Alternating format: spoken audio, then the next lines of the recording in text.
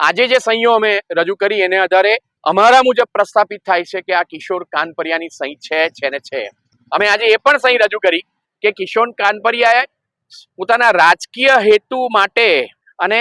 જે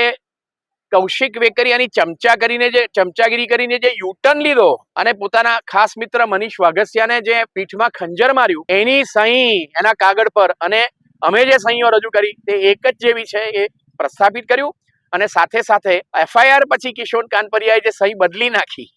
અને રિમાન્ડ વખતે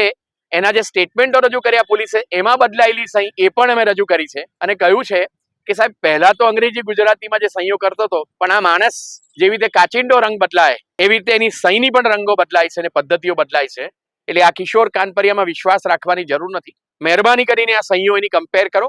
અને હવે નિષ્પક્ષપણે તમે જો તપાસ કરવાના હો તો કરો, નહીતર હાઈકોર્ટની અંદરથી અમે તપાસ ટ્રાન્સફરનો ઓર્ડર લઈને આવીશું અને આજે નહીં તો કાલે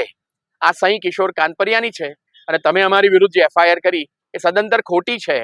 કારણ કે કૌશિક વેકરિયાની સામેના આક્ષેપો સાચા છે કે ખોટા છે